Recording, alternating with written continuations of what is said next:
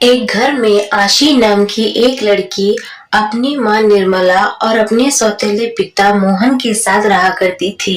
वे बहुत गरीब थे। मोहन एक नंबर का शराबी था। वो हर दिन शराब पीकर आता था और घर में झगड़ा करता था। कभी कभी तो वो गाली गलौज भी किया करता था और कभी कभी उन्हें मारता भी था। आशी हर दिन अपनी माँ और अपने सौतेले पिता को इस तरह झगड़ते हुए देखती थी। आशी को ये सब बिल्कुल भी अच्छा नहीं लगता था, पर वो कुछ कर भी नहीं पाती थी। जब आशी निर्मला से पूछती है कि पिताजी ऐसा क्यों कर रहे हैं, तब निर्मला उससे झूठ कहती है। तुम्हारे पिताजी अभी नशे में है ना, इसलिए उन्हें नहीं पता कि वो क्या कर रहे हैं। मैं जानती हूँ जब उनका नशा उतर जाएगा तो वो खुद आकर मुझसे माफी मांगेंगे। आशी उसकी माँ निर्मला की बातें सुनकर वहाँ से चली जाती है। तब निर्मला कहती है, तुझे क्या बताऊं बेटा कि तुम्हारे पिताजी बेटियों को पसंद नहीं करते और इसलिए वे हर दिन मुझसे झगड़ा करते हैं। मैंने दूसरी शादी करके बहुत बड़ी गलती कर दी। आशी अपनी दोस्त नीरू से अपने घर में हो रहे झगड़े के बारे में बताती है। आशी कहती है, जानती हो नीरू, मेरे पिताजी हर दिन शराब पी कर आते हैं और मेरी माँ से झगड़ा करते हैं। अब तो ये हर दिन का हो चुका है। उनके झगड़े की वजह से मैं पढ़ाई भी नहीं कर पाती हूँ ठीक से। मुझे तो समझ में ही नहीं आता कि मैं क्या करूँ कि सब कुछ ठीक हो जाए। तुम फिक्र मत करो, एक दिन सब कुछ ठीक हो जाएगा, देखना। नीरू की बात सुनकर आशी जोर जोर से रोने लगती है। तो वहीं दूसरे दिन मोहन फिर से शराब पीकर आया था और इस बार तो उसने हद ही पार कर दी थी। मोहन आते ही निर्मला को खरी खोटी सुनाने लगा और उसे पीटने लगा। तुझसे शादी करने से तो अच्छा था कि मैं किसी और से शादी करता, तो आज मेरे पास मेरा बेटा होता, बेटी नहीं। तभी यह देखकर आशी आई अपनी माँ को बचाने के लिए। तो मोहन ने आशी को भी पीटा और उसे भी खरी खोटी सुनाने लगा। मैं तुम माँ बेटी से तंग आ चुका हूँ, चली जाओ यहाँ से और मुझे अपनी शक्ल मत दिखाना। आशी घर से निकलकर रोती रोती एक पुराने कुएं के पास आकर बैठ गई। वो बहुत जोर जोर से रोने लगी और स्वयं से रोते रोते कहने लगी, बस बहुत हो गया, अब मुझसे नहीं होगा, अब मैं ये सब नहीं झेल सकती।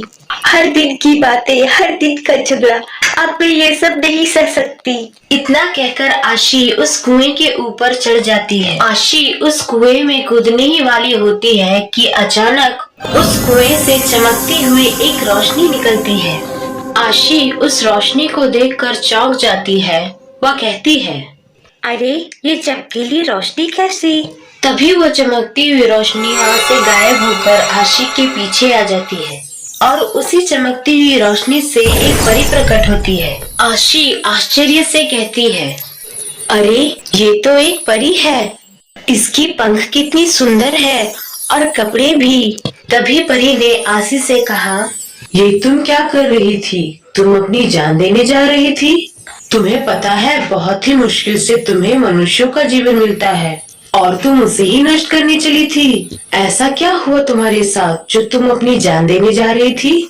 आशी परी से कहती है, तो मैं क्या करूं? मेरे सौतेले पिताजी मुझे पसंद नहीं करते और वो हर दिन शराब पीकर आके मेरी माँ से झगड़ा करते हैं, उन्हें मारते पीटते भी है। मैं हर दिन के इस कलह से तंग हो चुकी हूँ और मैं अपनी माँ के लिए कुछ कर भी नहीं पा रही, सिर्फ उन्हें हर दिन रोते हुए देखती हूँ, तो मुझे बहुत बुरा लगता है।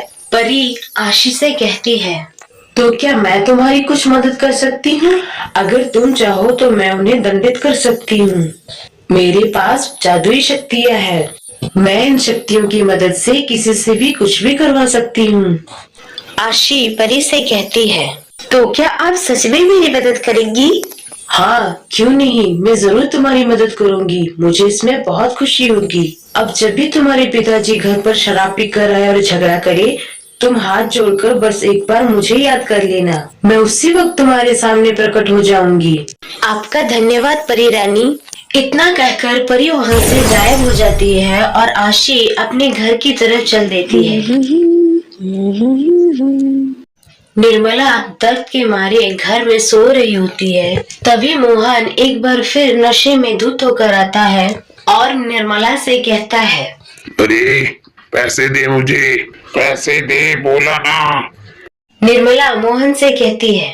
अभी थोड़ी देर पहले पैसे दिए थे तो मैंने आपको, अब तो मेरे पास भी पैसे नहीं है, मैं कहाँ से लाऊंगी? हाँ, मुझसे जबान लड़ाती है।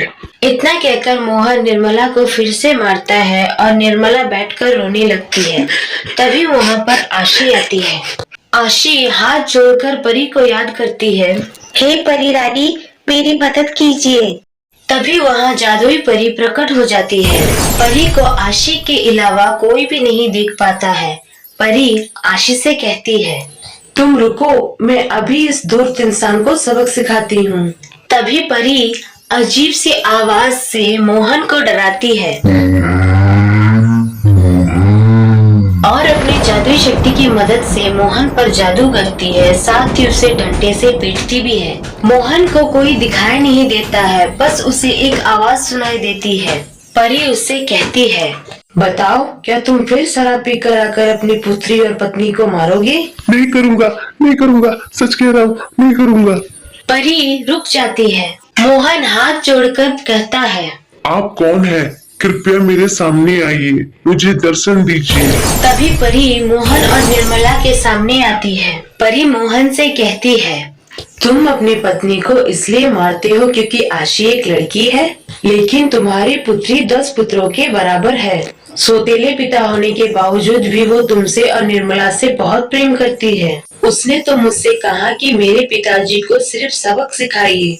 अगर वो चाहती तो वो कहती कि मैं तुम्हें मृत्यु दंड दूं, लेकिन उसने ऐसा नहीं किया। उसने तुम्हारे बारे में भी सोचा और अपनी माँ के बारे में भी। और ये छोटी सी बच्ची बस एक खुशहाल परिवार चाहती है, और तुम उन्हें पीट रहे थे, उनसे ही नफरत कर रहे थे। एक पुत्री अपने परिवार से जितना प्रेम करती है और अपने माता पिता का जितना ख्याल रखती है, उतना तो एक पुत्र भी नहीं करता। तुम्हें तो उस ईश्वर से धन्यवाद कहना चाहिए कि तुम्हारे पास एक पुत्री है तुम्हारा ख्याल रखने के लिए। मोहन को अपनी गलती से पछतावा होता है और वो परी से कहता है, आप सच कह रही है, मैं अपने परिवार को समझ ही नहीं पाया। साथ ही हर दिन उनसे झगड़ा करता रहा और उन्हें मारता पीटता रहा।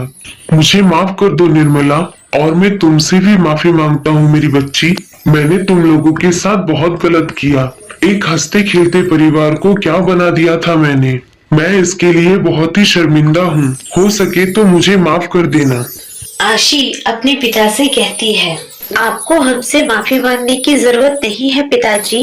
बस मुझे इस बात की खुशी है कि आपने वक्त रहते ही अपनी गलती स्वीकार कर ली। मैं तो बस अपने माता पिता को खुश देखना चाहती हूँ और उनके साथ खुश रहना चाहती हूँ, और मुझे कुछ भी नहीं चाहिए। आपका बहुत बहुत धन्यवाद परी रानी कि आपने मेरे परिवार में सब कुछ ठीक कर दिया। वे तीनों परी को धन्यवाद कहते हैं और परी वहाँ से हमेशा हमेशा के लिए चली जाती है। इसके बाद से मोहन कभी भी घर शराब पीकर नहीं आया और वे लोग खुशी खुशी रहने लगे।